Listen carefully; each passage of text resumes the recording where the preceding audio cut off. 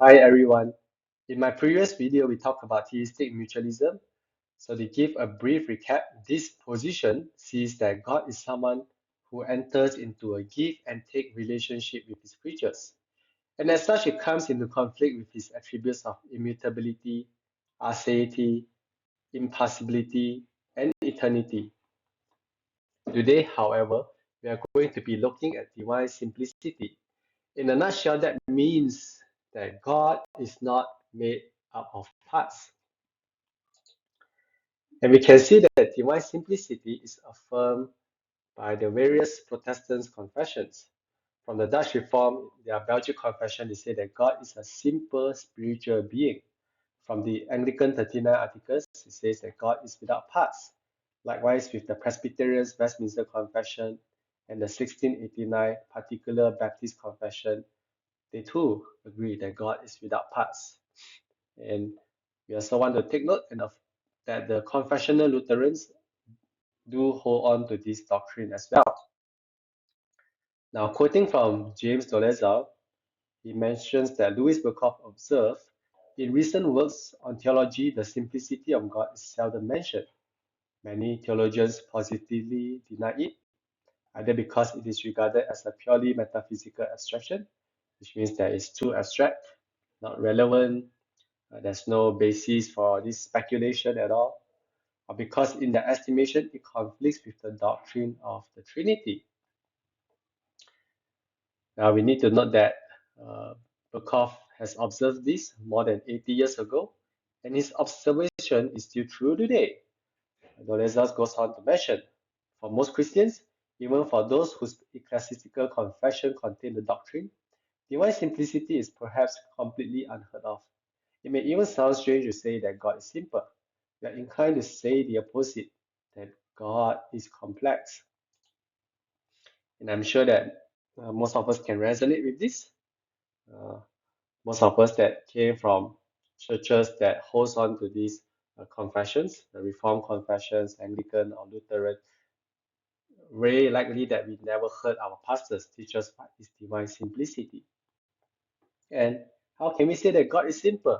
If the universe is so big and so complicated and complex, then surely God must be even more complex. So to say that God is simple, what is going on? So let me explain further what divine simplicity means. Divine simplicity means that God is a simple being. He is not made up of parts, whereas a composite being is made up of parts. So to explain further, it means God is not made up of physical body and of physical parts. That is true. That is what every Christian would agree with. But at the same time, it goes even further to say that God is also not made up of different attributes summing up together. Otherwise, he would be a composite being. And God's attributes are identical with his essence. And point six, all of his attributes are essentially the same as one another in him. So point six is where it gets really complicated. So let's break it down bit by bit. We all can say that God is not made out of 10% love, 10% justice, 10% holiness, wrath, mercy, patience, all these 10%, all these different attributes add up together, and that equals God. We cannot say that, otherwise God will be made up of parts. For divine simplicity, what is concerned is to show that God is 100% holy love, 100% holy just, holy, holy, and so on.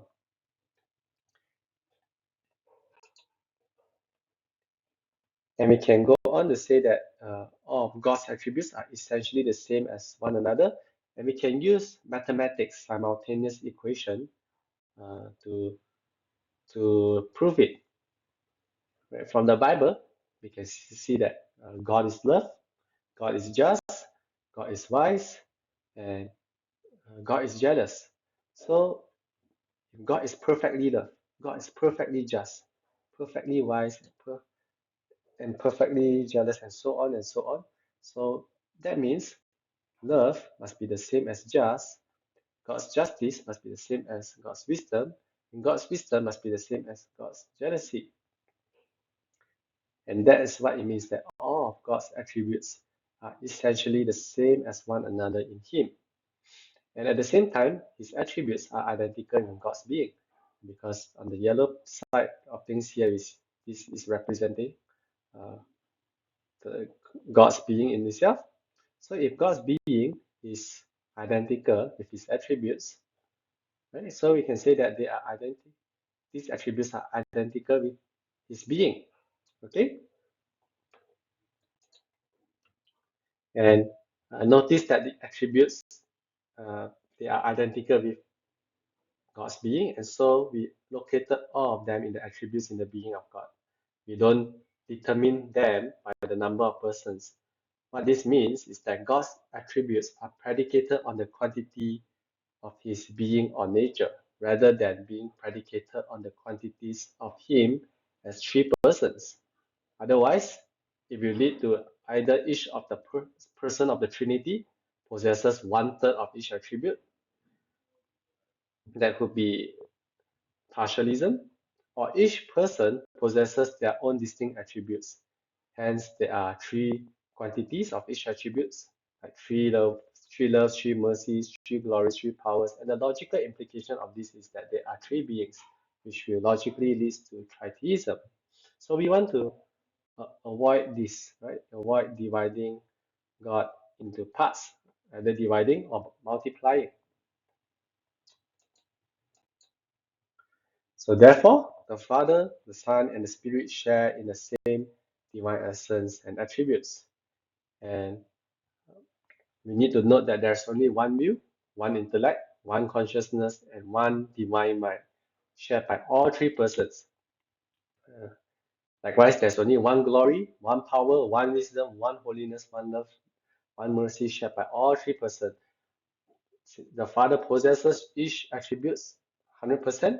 Right? It's the same goes for the Son and the Spirit.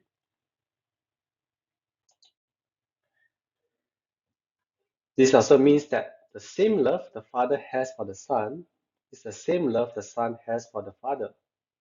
It's not the same as the love I have for my wife and the love my wife has for me, because these two loves are distinct and different. You need to note that in the Trinity, all three persons share one being, whereas as a person, as a human person, me and my wife, we are two distinct persons. Uh, our we don't share in one human nature, so we have two different loves. Let's look at what Adonis Vidu have to say to us in his book, The Same God Who Worked All Things. He says that, I'm not going to read everything out, just going to keep it short. He says that uh, there is no personal view in the Trinity, but only essential view. It means not three views, but only one view based on God's essence. And the will of the Father to send the Son and the will of the Son to be sent are numerically the same will. The same goes for the love of the Father for the Son. It is the same as the Son's love for the Father. And um, why is this possible? It's because of natural perichoresis.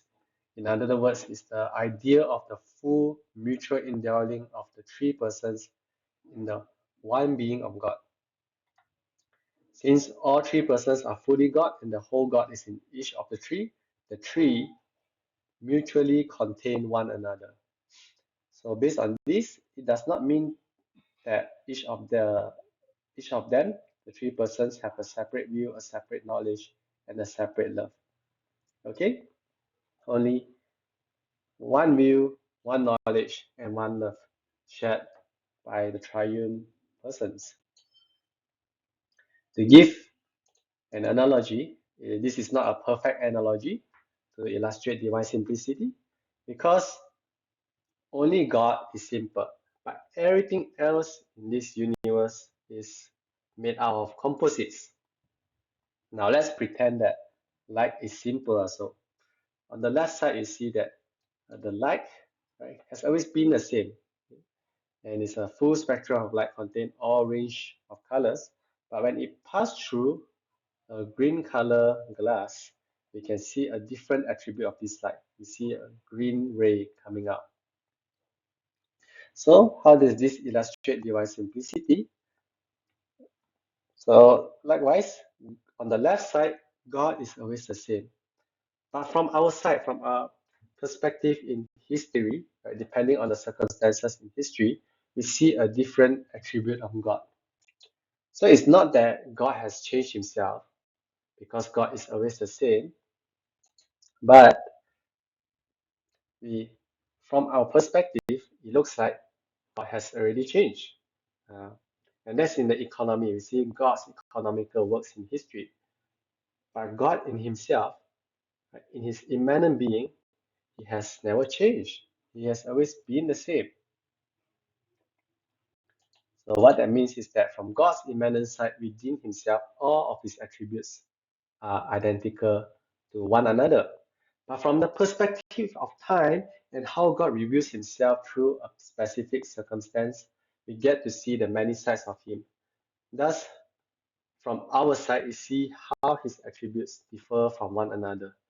And all these differences, all these distinctions are in the manner of revelation, how God revealed himself to us in time and in history.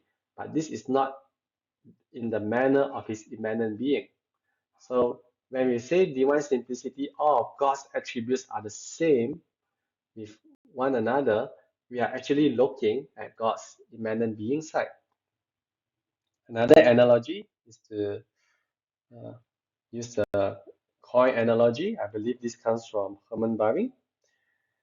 So imagine if I give a child a $100 note, and then I give him a $1 note. That child wouldn't be able to tell the difference. You say, what's the difference between this $100 note and this $1 note? They look the same to me. Is both of them are just one piece of paper. So for me to explain to that child, I have to break that $100 note into $100 worth of coins.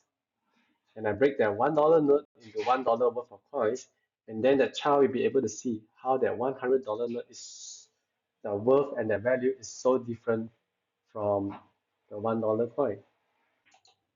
Likewise, for a finite human being to comprehend the infiniteness of God, God has to condensate his revelation to them by revealing himself in many different finite ways. Therefore, from our side, we see God's attributes to be different from one another. In other words, God is accommodating himself to our limitations. It's like how we as adults accommodate ourselves to talk to a baby. Naturally, we wouldn't talk to a baby like how we talk to a normal adult. We talk to them by doing baby talk. And that is what God is actually doing. Now, the $1,000,000 question is, where can we get the doctrine of divine simplicity from the Bible? Well, they can be derived out from these four attributes using GNC, or we call it as theological inference method. And these four attributes, aseity, infinity, immutability, perfection, we know that they can be easily gotten out from the Bible. So let's begin with aseity. Using the example of a car, we know that car is made out of different parts, like the car engine, car tire, the exhaust pipe, the chassis, and so on. And all these various parts of the cars, uh, these parts are dependent on someone greater than them, like a mechanic, engineer, or factory to put them together. And God is not like that because God is not dependent on someone to be who he is, because God is essentially the greatest being. So because of his aseity, therefore he must be simple. And as for infinity, we know that parts by definition means finite. And because of God's infiniteness, therefore he is not made out of parts. The third one, immutability. You see from the car example how all these various parts of the car has now gone through a process of change and being put together to become a car. But because God doesn't go through any change at all, He is strictly immutable, therefore He is simple. And the last one, perfection, we see from the car, right, all these various parts, after being put together, they have become better. But we know God cannot become better or worse. He is already perfect. Therefore, He must be simple.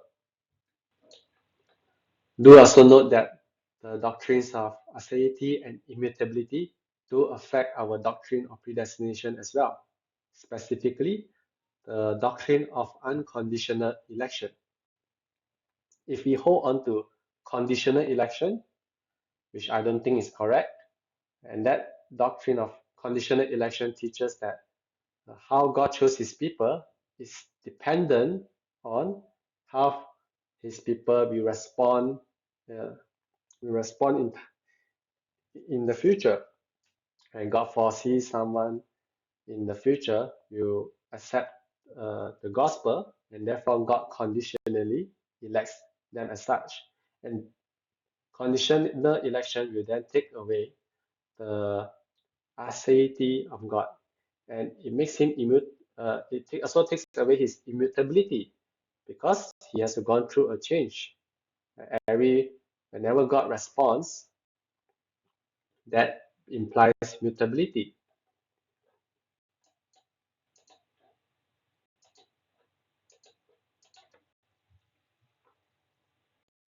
Now let's look at Exodus chapter 3, verse 14. Here, God mentions to Moses that his name is I am who I am. And a lot of biblical theologians agree that this is God's covenantal name, that he will keep his covenantal promises made to his covenantal people, and he will not go back on all these promises. But the problem is that biblical theologians are just looking at the economic side of things, and they don't go any further. But now we are going to take a step further to God's immanent side. The reason why God is able to keep his covenantal promises is because this is his nature to do so from all eternity and from his immanent side. So the name I am actually reflects his self-existence, his immutability, aseity, and simplicity. Let's look at immutability for example. The reason why we can trust God will not go back on his promises is because God is immutable and he is able to fulfill his promises made to his people because of his aseity. He's not dependent on someone to fulfill that promises. And aseity naturally implies God's self-existence. He simply exists without needing someone greater than him to bring him into existence. And all of this together implies God's simplicity. So the name I am who I am is not only just reflecting who God is in salvation history, but it also reflects who God is in eternity. So in summary, we can follow what James Dolezal says, that God is self-sufficiency, wholly independent of others, and thus our faith in Him need not to be ultimately grounded in some source of reliability that lies outside of or prior to Him. The dependability of God's way in redemptive history is rooted in His history transcending self-sufficient act of existence. Okay, that's all for today. I hope from this video you have a better idea of what divine simplicity means. Thank you.